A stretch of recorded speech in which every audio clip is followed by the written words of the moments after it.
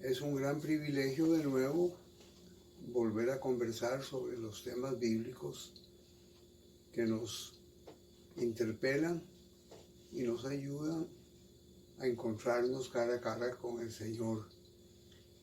Les comentaba en el programa pasado que la crisis de Nicodemo es la crisis de mucha gente hoy. Como decía, la crisis no tiene que ser vista como una catástrofe. Puede ser que sí, puede ser que no. Depende cómo uno se acerque a ella. Interesante que la palabra crisis viene de una palabra griega que significa criterio. Es la habilidad, la sabiduría que un hombre tiene para analizar las cosas que están a su alrededor y tratar de entenderlas. Es en ese sentido que Nicodemo, a quien le he dedicado un poquito de tiempo, era un hombre de esa naturaleza. La Biblia no nos habla mucho de Nicodemo, solo en 2 pasajes, pero lo que nos dice nos revela mucho de la crisis de él.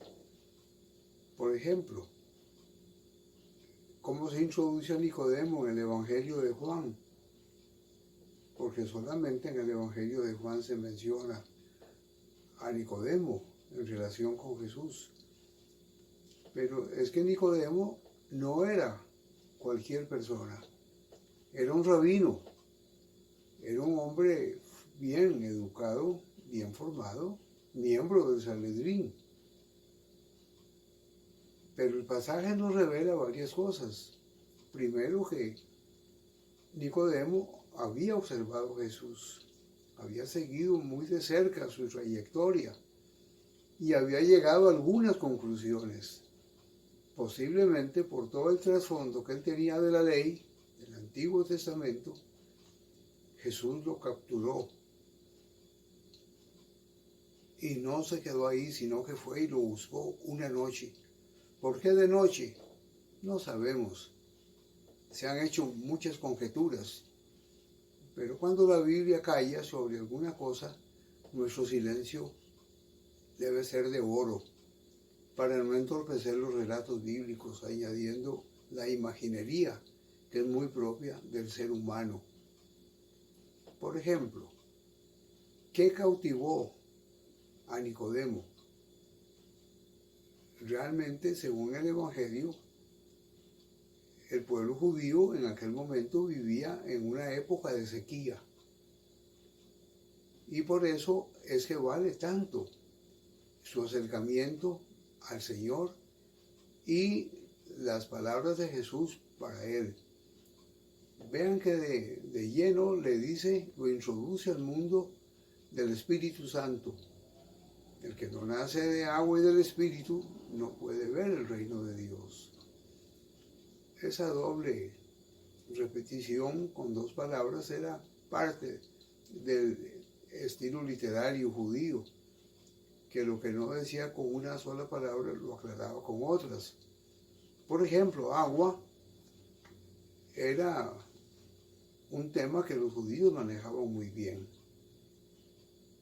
Tan es así que en Isaías 55 y en otros pasajes siempre se invita a la gente a venir y tomar del agua de balde, no hay que pagar. A los que tengan sed, vengan y beban. Una invitación que se hace hasta hoy. Creo que él se dio cuenta del mensaje que Jesús le estaba dando. Lo que no pudo entender es qué significa nacer de nuevo. ¿Cómo se nace de nuevo? Bueno, los judíos creían que mientras se guardara la ley y se observara puntualmente, la persona estaba bien con Dios. Pero resulta que no había ninguna persona que cumpliera la ley. Era muy difícil que la cumpliera a cabalidad, sencillamente porque estaba tan llena de explicaciones y de comentarios rabínicos que eran especialistas en comentar las escrituras a su modo, que dejaron a un lado la ley la cercaron totalmente para darle rienda suelta a su imaginería, para interpretar las escrituras. De manera que las generaciones posteriores ya no iban tanto a la escritura como a las interpretaciones, lo que se llama la Misná, comentarios y comentarios sobre la Biblia. Y eso llegó prácticamente a hacer que el pueblo de Israel no estudiara tanto la escritura, sino las interpretaciones rabínicas. Cuando Jesús aparece y empieza a predicar, la gente está admirada, porque Jesús no citó a ningún maestro, a ninguno de los rabinos que habían llegado antes de él, sino que citó las Sagradas Escrituras. Así está escrito, decía Jesús. ¿Cómo lees en las Escrituras? ¿Cómo lees? Es decir, ¿qué entienden ustedes? El agua, como les venía diciendo, en parte vino a calmar esa crisis profunda que tenía Nicodemo. Nicodemo esperaba alguna visitación de Dios para su pueblo y por eso se preocupó tanto por ir a Jesús. Y que Jesús caló profundamente en la vida de Nicodemo se comprueba por el capítulo 7 de Juan, cuando el Sanedrín está reunido y quiere juzgar a Jesús. Y se expresa de Jesús con palabras bastante duras, a tal punto que Nicodemo, vamos a pensar en la Asamblea Legislativa en el día de hoy para el Sanedrín, les dice: ¿juzgan vuestra ley a una persona sin haberla oído antes? Y la respuesta, ¿cuál es? Están tan cegados por su fanatismo, que lo insultan. Le dicen que tú eres de Galilea. Era un insulto llamarse Galileo. Y ofendieron en cierta manera a Nicodemo. Y lo desacreditaron. Pero leían tan malas escrituras, se les había olvidado aquellos pasajes de Isaías, cuando se profetiza la venida del Señor y cuando se habla de que cuando vino Jesús trajo luz y trajo bendición al pueblo, citando unos pasajes del Antiguo Testamento y haciendo una relación directa con Galilea. Algunos piensan que Jonás era Galileo y otros profetas, pero la ceguera que tenían no les impedía totalmente acercarse. A veces nos pasa así, que no queremos ver la verdad de las Escrituras. Nos desviamos mucho siguiendo otras interpretaciones que no son malas, por cierto, pero que sí tratan de empañar el mensaje prístino del Evangelio. Bueno, la aurora del Espíritu Santo empieza con Jesús. Qué cosa más interesante. Viene primero el Señor Jesús y después se encarga de prepararlos con sus sermones y discursos para irse. Y les dice que Él no los va a dejar solos, que el Santo Espíritu, el Paracletos, el Consolador, va a quedar como el testigo de Él y como aquel que les revelará más profundamente las Escrituras. Dice que procede del Padre y que procede del Hijo. La procedencia del Espíritu Santo, como la de Jesús, tiene su origen en el Padre Dios, que envía tanto a Jesús como envía al Espíritu Santo. Pero quien envía al Espíritu Santo es Jesús. Qué interesante esto. Y así Jesús llega a ser el juez. Dice que todo el juicio se lo dio el Padre a Él para que Él juzgue con autoridad. Y eso se relata en el Evangelio de Juan muchísimo, en las controversias que Él tiene con los judíos. Bien, qué importante es para nosotros entender esto, que el Espíritu Santo nos ha sido dejado para que nos ilumine, para que nos aplique la palabra, nos redarguya.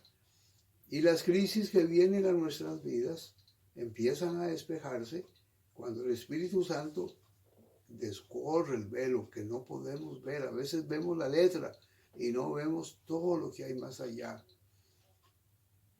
¿Recuerdan aquel pasaje cuando dice Jesús, en media fiesta de los judíos, se para y dice que Él es el agua de vida, que vengan a Él y que, como dice la Escritura, ríos de agua viva brotarán del interior del hombre? Ríos de agua viva. Otra vez el tema del agua. El Espíritu Santo es comparado con el agua, que para los judíos era apreciadísima. Y para la humanidad entera, no se puede vivir sin agua. Específicamente hablando, sin agua no podemos subsistir. Entonces, la crisis de Nicodemo, el gran maestro, el gran rabino, se aclara. No sabemos todas las dimensiones de la vida de Nicodemo a partir de eso, cómo fue. Sí se sabe que un tiempo después lo defiende ante el Sanedrín. Eso no quiere decir que pues Nicodemo haya sido cristiano o que haya pasado algo con él, pero lo que se nos dice es que Nicodemo, que observó a Jesús y que Jesús lo interpeló y le dejó una crisis, se viene aclarando desde que conversan juntos, y por el pasaje de Juan 7 encontramos que Jesús es defendido dulce y vehementemente por Nicodemo. Ojalá que nosotros también podamos dar gracias por el Espíritu Santo que nos ha sido enviado para que vivamos. Él nos consuela.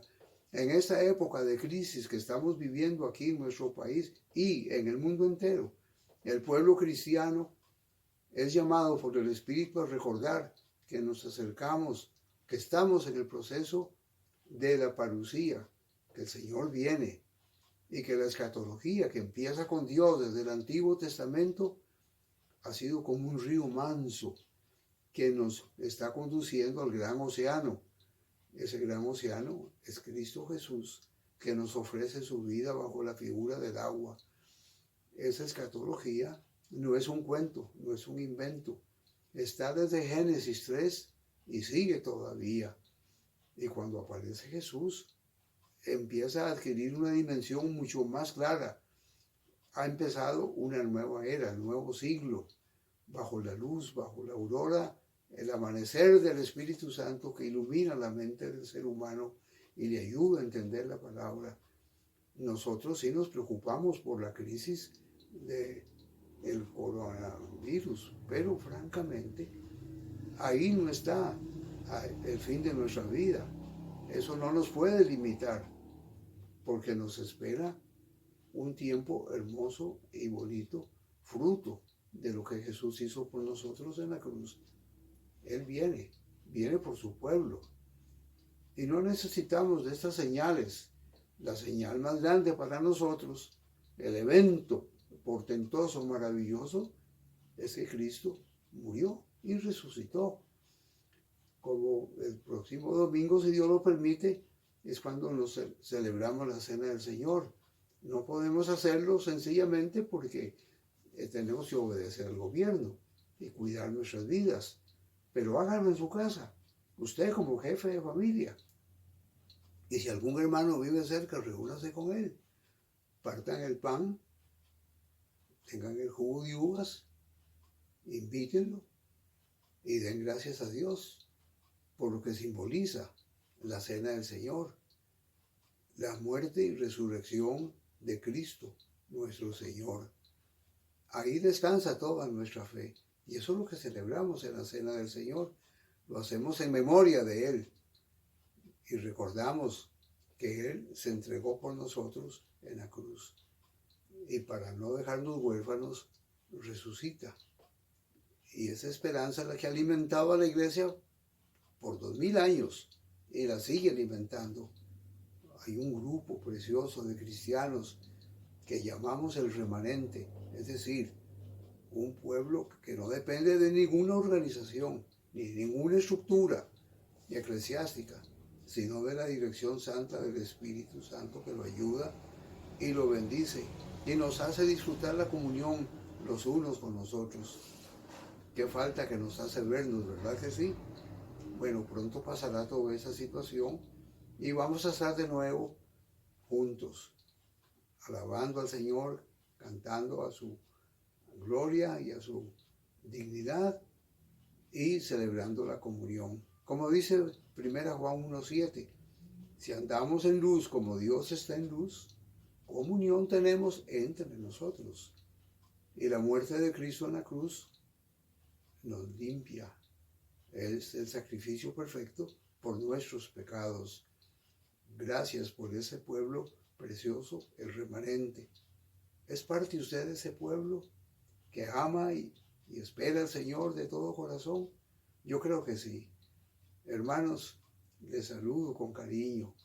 Oremos los unos por los otros. Muchas gracias por la cantidad de llamadas y de correos por WhatsApp, dándole bienvenida a este pequeñito programa que yo he querido llamar Bebiendo Juntos del Mismo Pozo, pensando en el agua de la samaritana que quedó satisfecha con la presencia de Jesús, que empezó a vivir una vida nueva, liberada totalmente.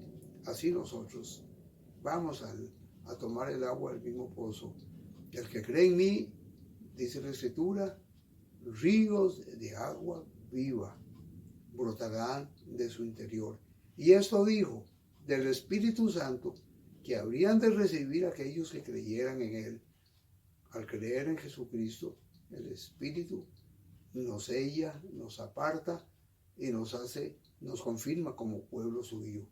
Que el Señor nos bendiga mucho y abundantemente.